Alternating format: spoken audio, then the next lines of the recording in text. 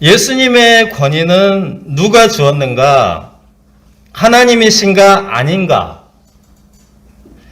자, 이 질문은 예수님의 사역 초기부터 유대교 지도자들이 하던 질문입니다. 예수님께서 그동안 한 3년 반 동안 많은 말씀을 들려주시고 놀라운 기적들을 보여주셨음에도 불구하고 오늘 이 상황은 예수님의 사역 말기 3년 후인데 끊임없이 같은 질문을 반복하고 있습니다. 예수님의 권위는 누가 주었는가? 하나님이신가 아닌가? 자, 남편과 아내가 이렇게 질문한다고 생각해 봅시다. 당신 나 사랑하는 거 맞아요? 정말로 사랑해요? 진짜지? 정말로 사실이지? 이미 결혼도 했고 많은 사랑과 헌신의 증거들이 있는데도 불구하고 또 묻고 진짜지? 또 묻고 정말 사실이지? 이 또 묻고 묻는다면 이것은 결코 정상이 아닙니다. 요한의 세례가 하늘로부터냐 사람으로부터냐 이 질문에 먼저 답을 해야 한다는 것입니다. 당시 모든 백성들이 세례 요한이 하늘로부터 온 선지자라고 믿었음에도 불구하고 유대교 지도자들은 믿지 않았습니다. 그들은 자신들의 거짓됨과 믿지 않음을 감추기 위해서 어디로부터인지 알지 못하노라 하고 대답을 회피합니다. 8절을 보시면 나도 너희에게 이르지 아니하리라 예수님은 대답하십니다. 자꾸 반복해서 묻지 말고 이미 검증된 하늘로부터 온 권위를 영접하고 믿어야 한다는 말씀입니다. 사람이 믿지 않고자 하면 어떤 증거를 보여주어도 소용이 없습니다. 또 질문하고 또 질문하고 또 질문하고 이제는 믿어야 한다라고 말씀하십니다. 예전에 다른 동네에서 한 분이 우리 이제 교회에 왔다가 집에 돌아가야 되는데 버스 타고 돌아가야 하는데 초등학생 아이를 데려왔습니다. 근데 아이가 이제 교회에서 잠이 들어버렸습니다. 잠든 아이, 초등학생 아이를 버스에 타고 데려가는 게 얼마나 이게 곤란한 일인데 굉장히 밝게 웃으면서 이렇게 말했습니다. 얘는 정말 믿음도 좋아. 엄마가 자기를 버리고 가버리면 어쩌려고 잠이 드네? 자기를 버리고 가지 않는다는 믿음이 있는 거지. 믿음도 정말 좋아.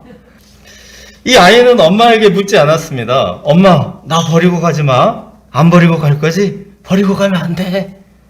아니야, 버리고 갈지도 몰라. 잠들면 안 돼. 잠들면 안 돼. 이럴 필요가 없습니다. 그동안 얼마나 자기를 보살펴준 그 사랑과 돌봄의 증거가 많습니까? 이 아이는 믿고 잠들었습니다. 잠들었다가 눈을 떠보면은 포근한 집안에서 깨어납니다. 우리의 신앙도 그렇습니다. 믿으면 하나님의 영광을 봅니다. 이제는 믿으라. 둘째, 아들은 존대하리라. 9절에서 16절입니다. 예수님은 믿음과 영접의 의미를 쉽게 이해하도록 비유를 들려주십니다. 9절을 보시면 한 사람이 포도원을 만들어 농부들에게 새로 주고 타국에 갔습니다. 때가 이르자 주인이 포도원 소출 얼마를 바치게 하려고 농부들에게 종을 보냈습니다.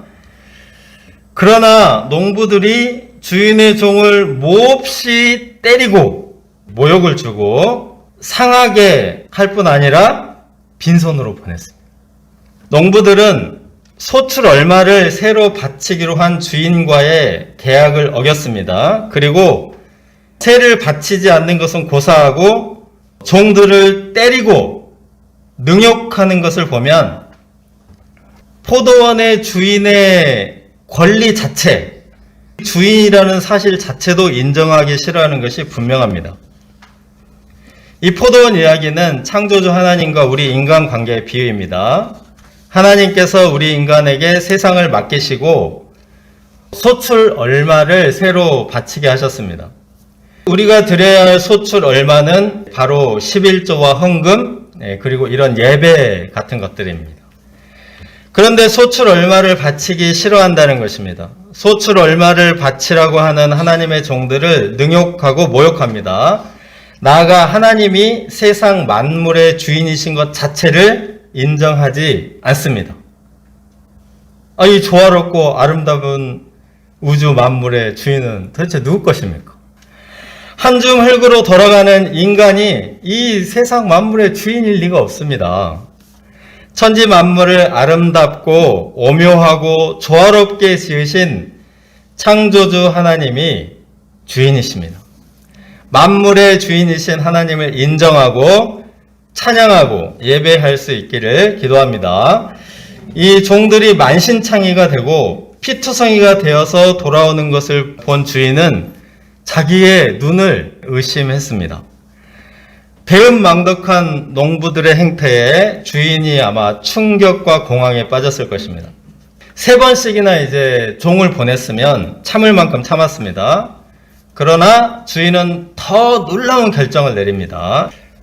주인이나 다름없는 사랑하는 아들, 포도원의 상속자를 보내고자 한 것입니다.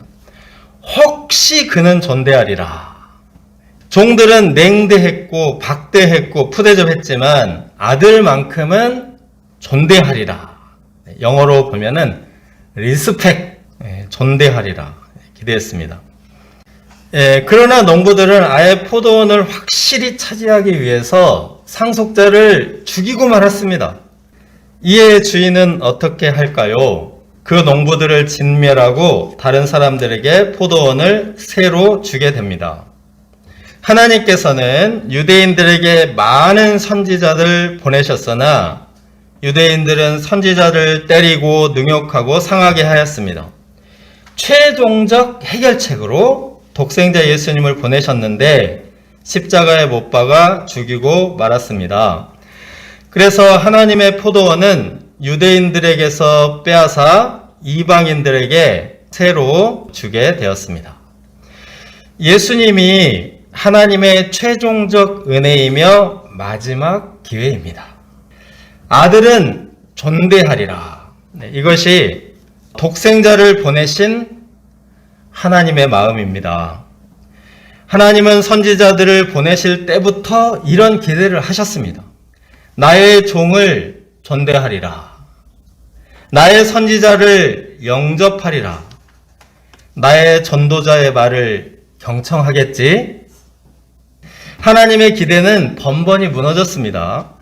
그래도 하나님께서는 오래오래 인내하시며 그의 종들을 보내십니다. 이 하나님은 인내와 자비의 하나님이십니다. 또 하나님은 매우 신사적이십니다. 젠틀맨, 하나님 젠틀맨이십니다. 우리 인간이 존대해 주기를 바라십니다. 세상의 왕들이나 권세자들처럼 폭력과 무력과 권위로 짓누르지 않으십니다. 낮아지셔서 겸손하게 다가오십니다. 독생자 예수님을 보내실 때에도 말구유의 아기로 보내셨습니다. 만왕의 왕 만주의 주이시지만 나귀 새끼 한 마리를 타고 오셨습니다. 우리가 이 예수님을 영접하고 포도원의 축복을 계속 누릴 수 있기를 기도합니다.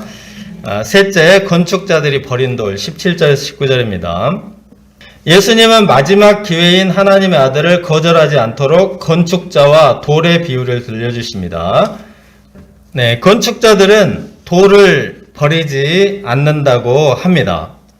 제가 이 건물을 건축할 때 제가 리모델링하고 이럴 때 다 지켜봤는데 거의 먼지 같은 이런 부스러기도 버리지 않고 틈새에다 다 이렇게 이제 집어넣고 거의 버리지 않습니다. 어떤 모양과 어떤 크기의 돌이라도 다 쓸모가 있기 때문입니다. 건축자들이 버린 돌이라면 정말 어디에도 쓸모가 없는 돌이라고 판단한 것입니다. 그런데 역설적으로 건축자들이 버린 돌이 건축물에서 가장 중요하고 중심이 되는 코너스톤, 모퉁이의 머릿돌이 되었다라는 것입니다. 이 머릿돌이란 건축물을 지탱하는 돌입니다. 옛날 건축 방식은 돌을 쌓아서 올리는 방식이기 때문에 이 머릿돌이 건축물 전체를 지탱하는 돌입니다. 그리고 건축의 기준이 되는 돌입니다. 그래서 이 머릿돌을 딱 택하고 머릿돌을 놓으면서 건축이 본격적으로 시작이 되었습니다. 그래서 건축자들은 가장 튼튼한 돌을 고르고 또 고르고 또 골라서 신중하게 머릿돌을 선택합니다. 머릿돌은 건축자의 최고의 선택이요, 건축물의 최선의 선택, 베스트 초이스여야 합니다. 그런데 이 비유에서 건축자들은 치명적인 실수를 하고 맙니다. 베스트 초이스가 되어야 할 돌을 전혀 쓸모없는 돌로 여기고 버린 것입니다. 이것은 세상의 지식인들과 엘리트들이 예수님을 쓸모없는 돌이라고 버리는데, 이것은 가장 어리석은 선택이면서 가장 나쁜 선택, worst choice다 라는 비유입니다. 역사적으로 건축자들은 가장 뛰어난 엘리트 지식인들이 건축자들입니다. 이런 엘리트들은 마음이 높아져서 하나님의 말씀을 무시하고 하나님의 아들 예수님이 인류의 문화나 역사에 쓸모없다고 버리는 경향이 있다라는 말입니다. 그러나 그렇게 세워진 문명과 문화와 건축은 다 무너지고 폐허가 되었습니다. 건축자들이 돌을 버린다, 이 말은 돌에 대해서 악평한다, 평가절하한다, 나아가 심판한다는 뜻입니다. 그러나 그 돌이 베스트 초이스, 모퉁이의 머릿돌이 되었으니 건축자들이 도리어 심판받은 셈입니다. 그들의 자존심과 위상은 모퉁이의 머릿돌 예수님 앞에 깨어지고 산산이 조각이 나되 가루처럼 흩어져 버립니다. 세상 사람들은 엘리트나 지식인들의 선택과 판단을 진리처럼 따르는 경향이 있습니다. 오늘 말씀은 그런 선택이 가장 나쁜 선택, 완전히 인생이 망하게 하는 최악의 선택이 될 수도 있다라는 경고입니다. 예수님을 기초요, 기준으로 삼는 것이 무너지지 않고 튼튼하고 아름다운 집을 세우는 최선의 선택, 베스트 초이스다. 우리가 인생의 건축, 가정의 건축, 교회의 건축을 예수님을 기준으로, 기초로 삼아서 하나님의 축복과 은총이 가득한 인생들이 될 수 있기를 기도합니다.